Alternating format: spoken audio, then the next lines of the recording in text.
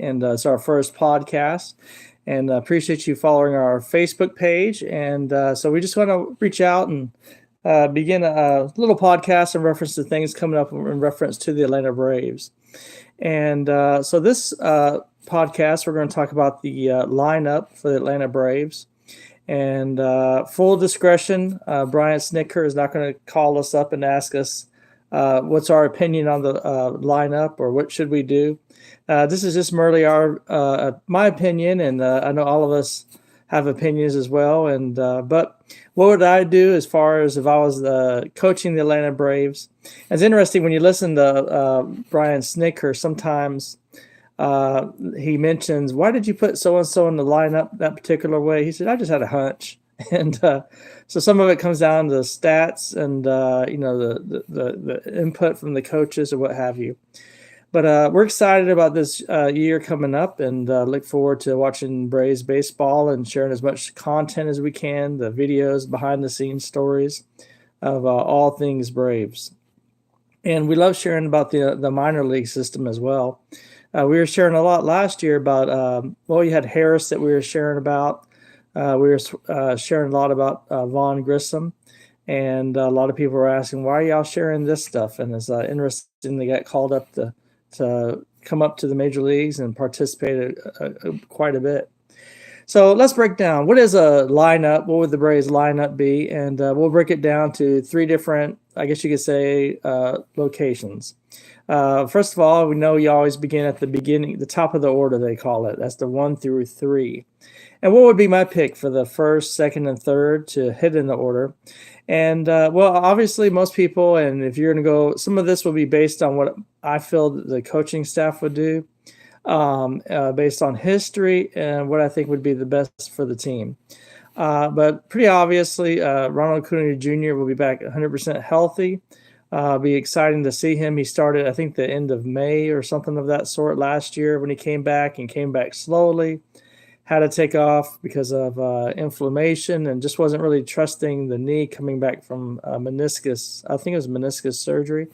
And I've had that surgery myself. I had PCL reconstruction after that, meniscus. So it does take a little bit while to get used to it. And you have that sense of this may go again, or you may break something again, tear something. So we look forward to Ronald Acuna Jr. being 100% healthy, back in the back in the batting order. And number 2, of course, we know that the big loss of Dansby Swanson left, and he was number 2 in the lineup. And but one of the things that Dansby brought, he brought speed, of course, at the top of the lineup. He brought some power. But then he brought a high rate of strikeouts. I think it's close to 180 or so, something strikeouts. So ideally, somebody who hits in the second spot is generally somebody who is a little bit more patient at the plate. Somebody, for example, let's say you have Acuna Jr. gets a base hit or he gets a walk. Generally, you like to give them a few pitches. If he's in a steal, you want to give him a couple of pitches to go ahead and run. And so my pick for batting second would be Michael Harris. And Michael Harris, even at this short period of time in his major league career, you see that he's shown he's shown a good eye and patient at the plate, and he's also has a real high rate of stealing bases as well.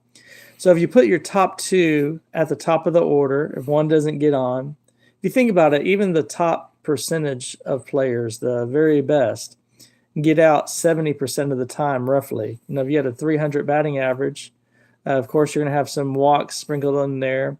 But generally, you're going to get out roughly about 65% of the time. So if you have that back-to-back, first and second, Acuna Jr.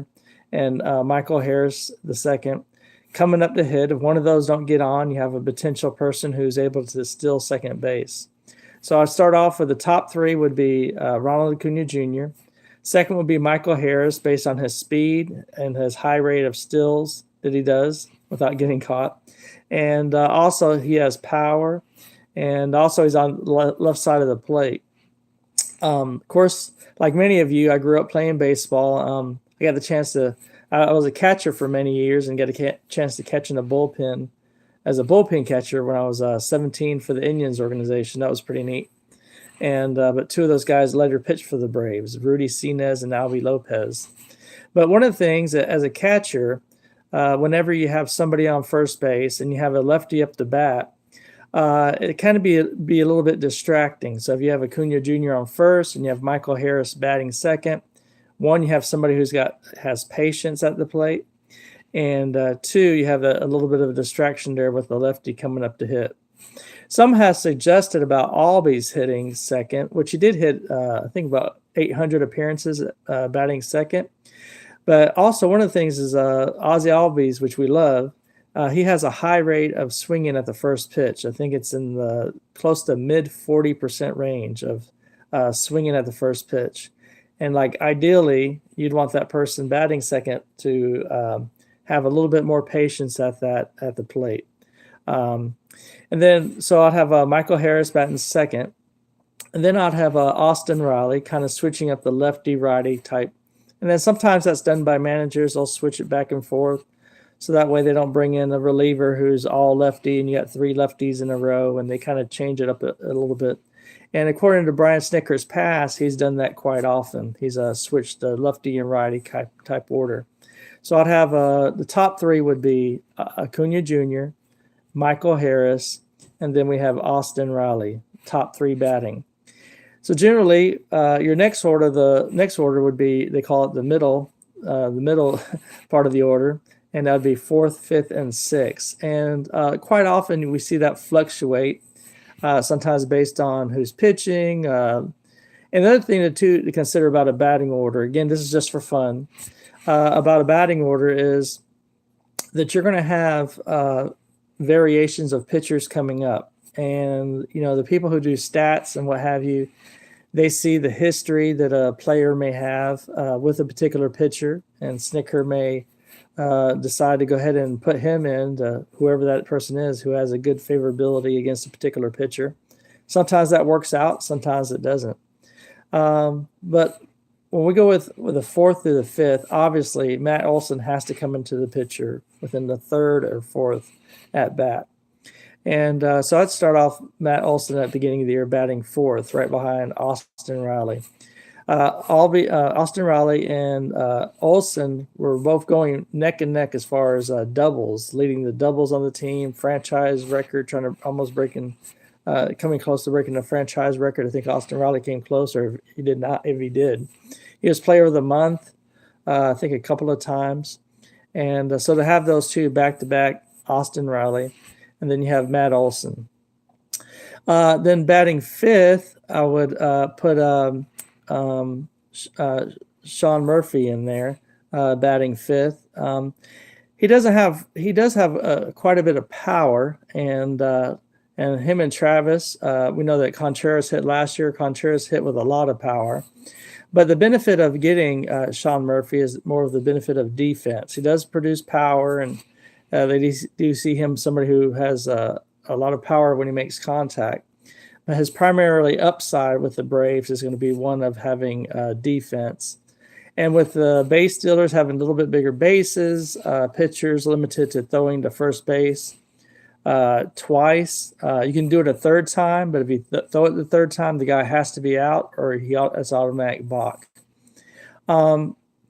So we have Matt Olson batting fourth and Sean Murphy batting fifth. And coming sixth, these are where it becomes kind of fluid.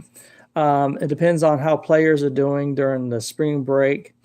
I really believe that if there's anybody who has any upside on the team, who has the ability to be the comeback player of the year, Acuna Jr. actually won that last year, and his year wasn't that great, really, compared to him. It wasn't that great.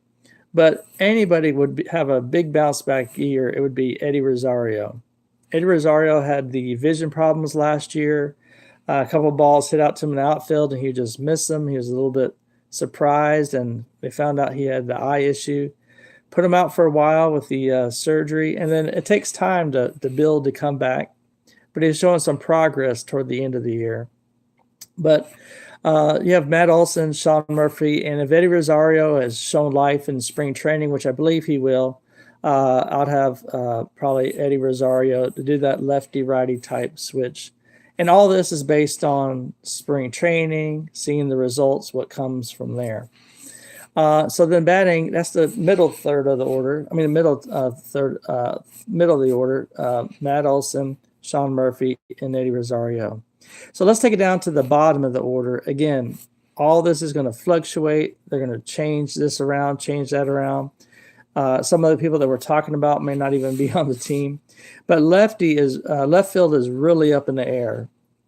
What's going to happen? We know that Eddie Rosario is going to be playing left field primarily because you're generally going to face more righties than lefties. So let's just pencil in Eddie Rosario in left field to begin the year versus right-handed pitchers. Now with lefty against lefty pitchers, there's several options that we see have come up, and it's hard to determine who's going to be hitting in that particular position because we honestly, till spring training comes up, we won't know who will cover left field when Eddie Rosario is not playing left field. Ideally, we know that Ozuna, he has a lot of power as far as when it comes to hitting, but it's kind of negative as far as when it comes to fielding. He doesn't have speed in the outfield. His range as far as his arm is very, very weak. So when you have pitchers, when you have your defense out there, you want to give your pitchers the very best possibility to field every single position. You don't want a weakness in any position, but especially when it comes to the outfield, because a routine hit, perhaps a play in a gap where somebody could cover that. A play in a gap, if you have somebody like an Ozuna out there, that ball might drop.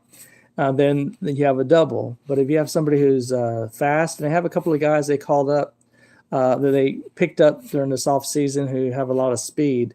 But just imagine saving that ball that dropped between the outfielders when you have somebody who is speedier who's able to get to that ball.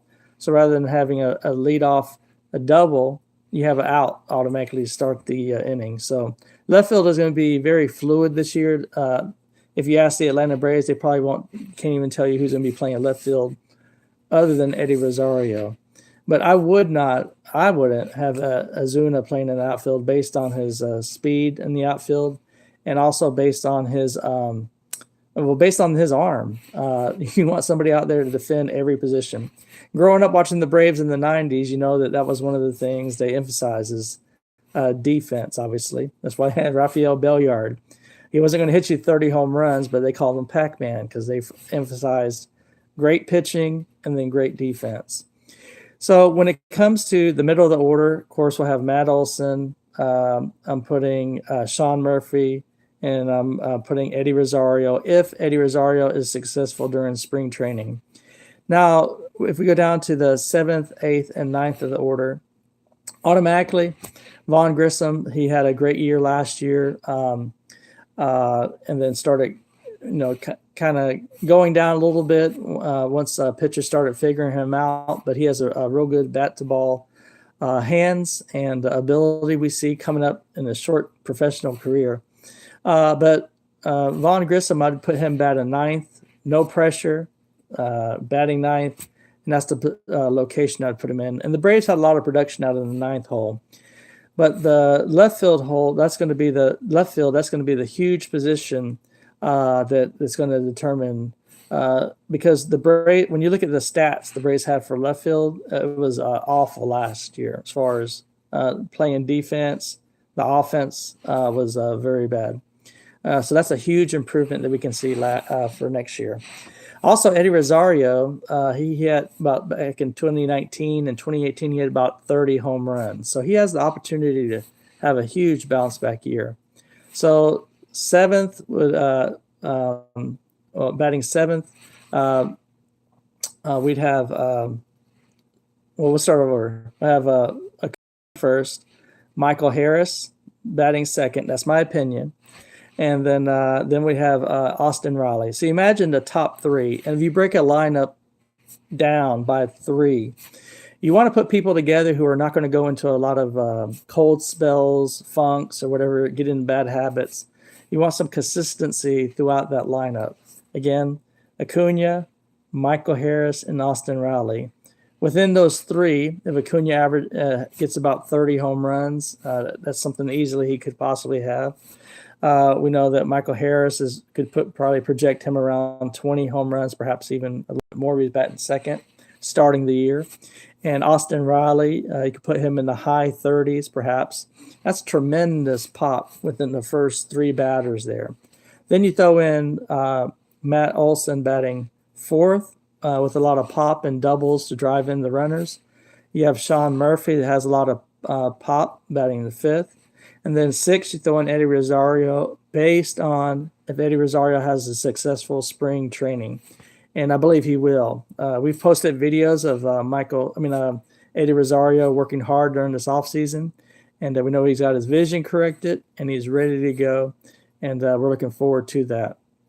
And so you have then the seventh, I'd probably put in Ozzy Albies.